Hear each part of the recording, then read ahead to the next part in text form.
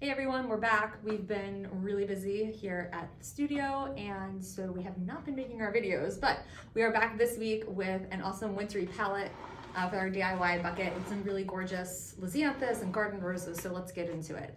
I'm going to be doing chicken wire mechanics in a 6-inch open pot. It's a little wider at the bottom. So you could certainly use the floral foam for this, or you could tie your hydrangea as the base too. I'm just gonna go ahead and do the chicken wire in the typical way. Just give it a little roll, like so, then roll it over itself so that all of the unfinished parts are at the bottom, and pop it right in there. And then we're gonna spread out the chicken wire once it's in there, just below the top of the vase. So in our buckets today, we have some antique green hydrangea, and you have 2 or 3 stems depending on how large. Some of them were super big. So you got 2, or if they were on the smaller side, we did 3. And I'm just gonna cut these on an angle. I'm gonna cut off their little knobs, any leaves that go under the water level, and place those directly into my vase so that the stems crisscross underneath the rim and go into that bottom third of the vase down here. So get those tucked in.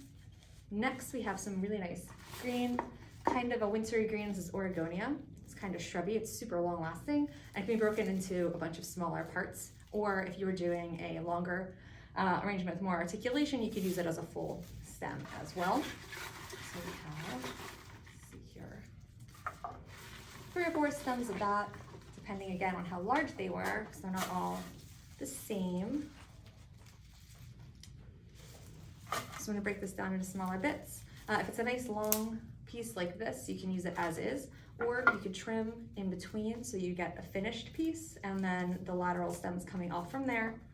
So you get essentially 2 for the price of 1. A nice shrubby top piece and then this bottom piece as well. You're gonna strip the greens off the bottom and then put it into the water.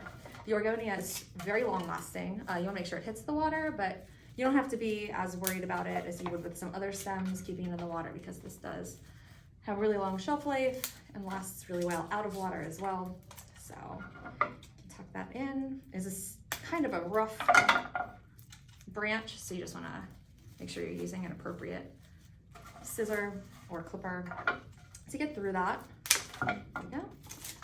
And break this down into smaller parts and get all the way around my vase. Give it a spin. See it all the way around. You never have to use all of it. You can always save some for another phase or save some for another arrangement if you feel like you have too much. So do it to taste as much as you need. I like to hold on to a little bit for the end sometimes to fill in any holes once all of the flowers are in. So that would be a good idea as well. Okay, I'm tucking those in. Next, we have these awesome Leonora garden roses. They have a great fragrance and they open up to be really large, beautiful blooms. Also, they're pretty long lasting. Again, you wanna cut that at an angle. You're gonna go in a triangle. 1, 2, you have 3 in your bucket. And I just like to put them into the arrangement so they just float above the hydrangea. I'm not trying to cover the hydrangea. I am using it as a base, but I don't wanna cover the whole thing.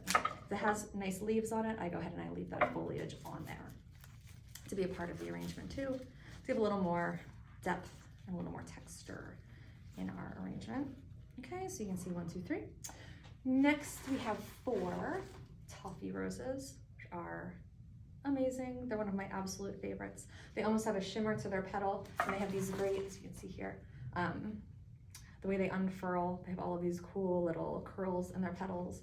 You can always give them a little blow, get them open a little bit more.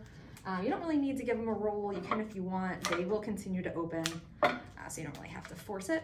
There's 4 of those in your bucket, so I'm gonna go in between my Leonora roses to get that color, that awesome butterscotchy color all the way around my arrangement.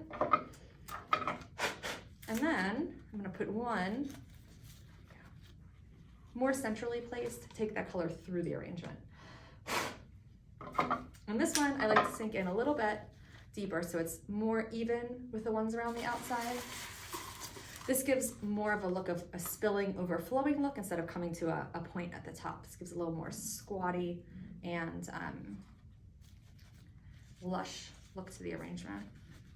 Okay, so so adjust as you go. We'll have a little piece of Oregonia in here. I'll save that for later. Next, we have some Scabiosa, pretty plum color. And we have some Lisianthus. This is actually called Terracotta, and it's a double bloom. So you can see how all of that ruffling is in there. Kind of complements the Scabiosa nicely, picks up on those shades, as well as the butterscotch color in our toffee roses. And our other little fancy flower is a peach ranunculus. They'll open up really lovely in your arrangement as well. I usually like to go big to small, so I'm going to start with my Lisianthus, and you can break those into smaller pieces. They usually have 2 or 3 blooms per stem. Sometimes they'll have some buds on there too. You can include those in your arrangement or not. I always like to include everything if I can. Again, we're going to take this, we're going to cut it at an angle, leave it a little bit long because I'm going to want these to really float on my arrangement. I don't want to tuck them in, I want them to be seen. So I've got 2 blooms on each. This is like more of a bud. I'll leave these greens on. So I'm gonna go in between my roses and let them really hang out and have some movement. There's my other one here. Trim those down. In and discard. In. I don't like having 2 things that are exactly the same right next to each other, so I'm trying to stagger these so my open blooms are across from each other and my tighter bud blooms are across from each other and nothing's sitting right on top of another one. Going all the way around like so. There you go. And then we're going to do our peach ranunculus trimming. Again, this one, I just want them to hover. They have such elegant stems. You have 5 stems of these in your bucket. They have such elegant stems, so kind of want to show that off a little bit. Got a trim. These are nice to give them a little blow too, just to get them moving. They'll continue to open in your vase as well. They have these little side guides. You can use them if they're long enough. If not, you can edit those off. Here. And then we'll get into our, I'm gonna turn that so you can see 1, 2, 3, get another one over here. Next we'll do our Scabiosa. All of these floral selections are really about their movement and the shape of their stem as well as the shape of their bloom. So these guys come with a little straw on them. You can leave those on if you're tucking them into your arrangement. However, if you're gonna let them come out of your arrangement, which is my favorite thing to do with them, you're gonna wanna take those little straws off, just so you don't see any of the mechanics. But if you're tucking them in where you can't see the straw, then you can certainly leave that straw on. And there will be 5 of these in your bucket as well. And I like to put them into the arrangement so they're staggered. Some of them can ride a little bit lower in the arrangement to give that depth of color deeper. And then some of them can come out a little bit further to give all of that movement. Sometimes we'll call this shadowing if you put one bloom behind the other. And it really is nice because it gives you the impact of color by having the 2 blooms near each other, but it also gives you a little bit more depth and texture than having them all spread out to the same level. So this guy here. And lastly, but not leastly, we have this really nice white Astilbe, which just feels very wintry to me as I struggle to get that straw off. There we go. Here we go. The white Astilbe just feels very snowy and soft. So we are going to put those in between again so that it's not mashed in there. You want to see all of that really pretty bloom. So you can let them sort of hover and have movement. And you get them all around the arrangement. Try to avoid having one like sticking right up out of the top. I mean, if that's your thing, you can, but it just looks a little bit nicer if you have them staggered in and out, kind of coming out. I would say like whiskers on a kitten, kind of like you want it out this way and out this way instead of one pointing right up like an alfalfa hairdo. Here and here. And then we have another nice green in our bucket, just because it's so pretty this time of year, the seeded eucalyptus. So the seeded eucalyptus is very heavy right now. The seeds are nice and full. So this is another really great long-lasting green that you can separate into smaller pieces. And this is really best used going around the outside of your vase.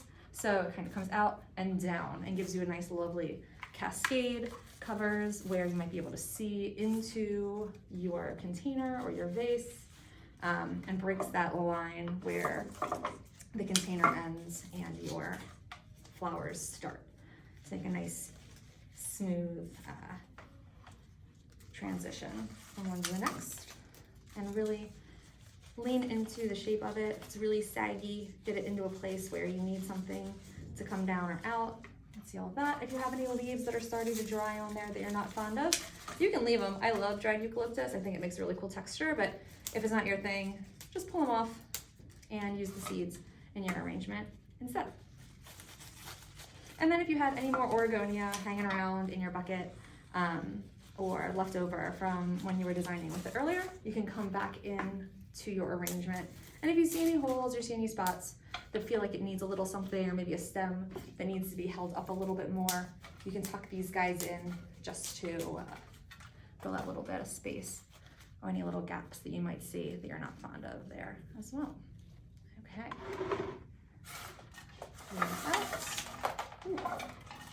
So there you have it. Some nice wintry flowers with lots of movement, looking forward to spring, but really feeling these sort of long shadows and leaves and all of the pretty pieces of the landscape all in one look right here. So if you'd like to get on this action as well, give us a follow. We do these almost every week. We really have been kind of bad at it. And you can always, if you're in our area, order one of our DIY buckets, and you can design at home or design along with us at home, which we always love as well, and see your wonderful creations. So until next time, happy designing, everyone. See you next week.